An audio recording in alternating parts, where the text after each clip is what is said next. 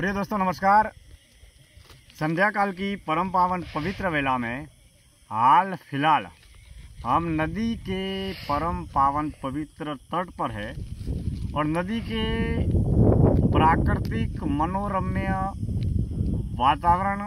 के साथ में आज की इस जीवन दर्शन यात्रा में किसी नए विषय को लेकर हम चिंतन करते हैं। विशेष रूप से आध्यात्मिक जगत में जब हम जैसे जैसे ज्यों हम प्रगति के पथ पर अग्रसर होते हैं तो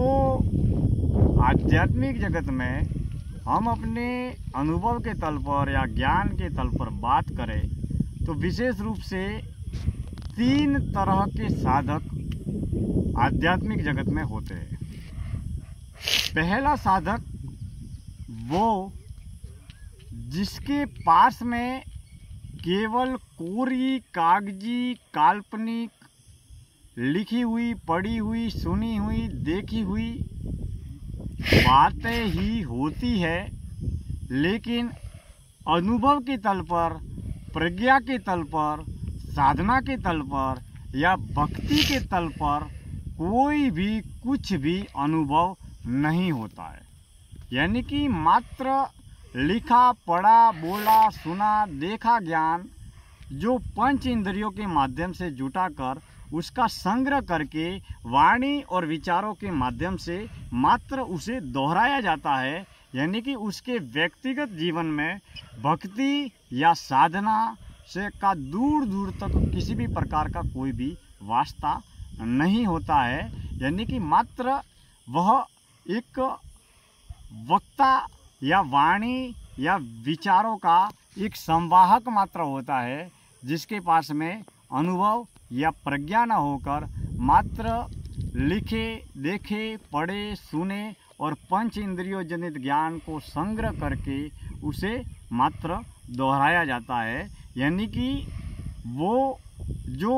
मात्र मान लेने की यात्रा में आगे बढ़ता है मगर जान लेने की यात्रा में वह पीछे रह जाता है।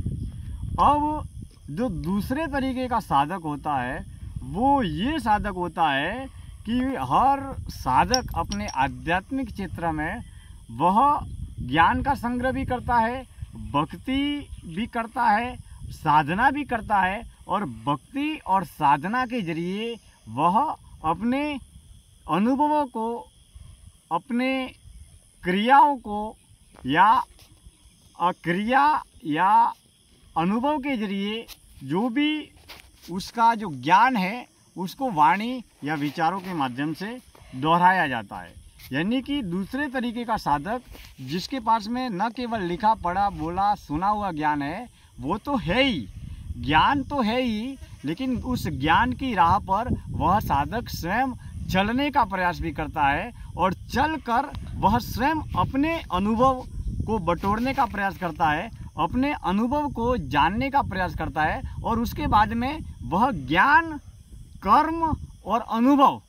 तीनों का चिंतन करता है, तीनों का मंथन करता है और वो अपने अनुभव को साझा करता है। यह साधक दूसरे तरीके का होता है। यानी कि उसके पास में ज्ञान भी है और उस ज्ञान की राह पर चलने का उसके पास में अपना अनुभव भी है। अब जो तीसरा साधक होता है वो बाजारू, व्यावसायिक, पारिवारिक, सांसारिक या सन्यासी जीवन में किसी भी रूप में हो सकता है, लेकिन तीसरा साधक मौन, ज्ञान, ध्यान, आंतरिक अंतर्मुखी जीवन जीता है और उसकी आध्यात्मिक ध्यान की यात्रा, आध्यात्मिक भक्ति की यात्रा या साधना की यात्रा वो वाणी विचार के माध्यम से लिख कर, पढ़ कर, बोल कर किसी को कुछ भी नहीं कहता है। वह बिल्कुल पूर्ण रूप से शांत रहकर, मौन रहकर,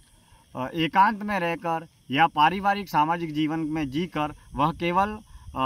पारिवारिक, सामाजिक, व्यावसायिक, सामाजिक जीवन जीता है, लेकिन वह अपनी आध्यात्मिक यात्रा का, ध्यान की बातें, धर्म की बातें, ज्ञान की बातें,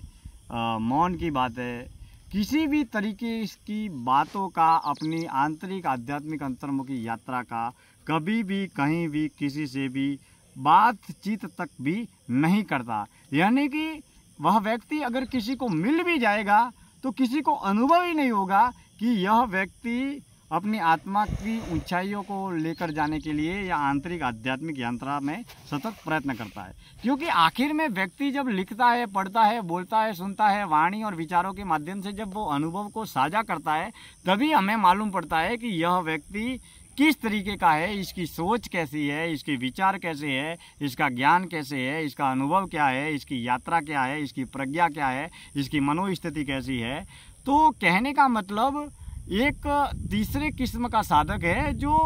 संसार में रहता है, लेकिन संसार में रहकर सत्यसी की यात्रा भी करता है, लेकिन कभी कहीं किसी को किसी भी रूप में कुछ भी नहीं बोलता है। वह पूर्ण रूप से मौन रहता है, यानी कि उसके साथ में रहने वाले को, उसके पड़ोस में रहने वाले को किसी भी रूप में कुछ भी मालूम नहीं होता है। वह साधक पूर्ण रूप से मौन रहकर, मुक्त रहकर अपने जीवन की यात्रा को तय करता है। तो दोस्तों, मैं मेरे अनुभव के तल पर, मैं मेरे ज्ञान के तल पर आज की इस जीवन दर्शन यात्रा में बातचीत कर रहा हूँ कि 3 तरीके के साधक होते हैं। इसमें सर्वश्रेष्ठ साधक जो होता है, जो मौन मुक्त रहकर अपने कर्तव्य का किरदार अदा करते हुए अपनी संपूर्ण जीवन ऊर्जा शक्ति को, तन मन वचन कर्म को पूर्ण रूप से आत्मा की ओर लगाता है, सत्य की खोज की ओर लगाता है और अपने जीवन की समय शक्ति ऊर्जा को बाहरी बहिर्मुखी दिशा में नष्ट न करके आंतरिक अंतर्मुखी बनकर मौन ध्यान एकांत के जरिए सत्य और ईश्वर की खोज करता है। दूसरे किस्म का जो साधक है वो स्वयं यात्रा भी करता है, ज्ञान भी हासिल करता है और उस ज्ञान की राह पर चलकर, सत्य की राह पर चलकर, सत्य से जुड़े हुए विचारों को, ज्ञान की राह से जुड़े हुए विचारों को लोगों के सामने साझा भी करता है। ये दूसरे किस कोटि का साधक है। और तीसरा जो केवल और केवल कागजी किताबी काल्पनिक ज्ञान को दोहराने मात्र का काम करता है, यानी कि एक टेप रिकॉर्डर की तरह, एक कैसेट की तरह या एक टेप की तरह मात्र एक दोहराने का कार्य करता है। उसके जीवन में वो भले ही पारिवारिक, सामाजिक, सांसारिक, व्यावसायिक जगत में या अमीरी प्रसिद्धि बहुत कुछ पाले हुए, लेकिन उसके जीवन में आंतरिक रूप से कोई भी परिवर्तन नहीं घटता है। क्योंकि हम जब ज्ञान की राह पर, सत्य की राह पर, भक्ति की राह पर, साधना की राह पर स्वयं चलते हैं तो हमारे अंदर भी कुछ न कुछ अनुभव और रूपांतरण होते हैं और अपने कर्म के जरिए, वाणी के जरिए, विचारों के जरिए बाहरी जगत में भी वो रूपांतरण दृष्टिगोचर होते हैं। आज की इस जीवन दर्शन यात्रा में इतनी बात है। आज दोस्तों हम हमारी जन्मभूमि गांव रोहिड़ा में नदी के तट पर है और फिलहाल संध्या हो रही है, सूर्यास्त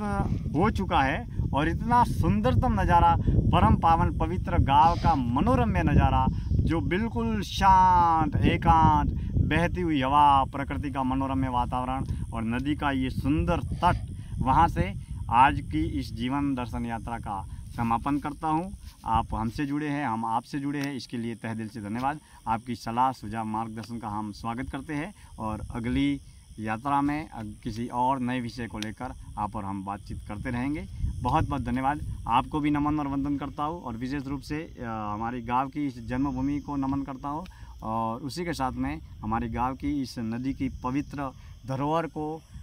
प्रकृति रूपी परमात्मा की इस मिट्टी को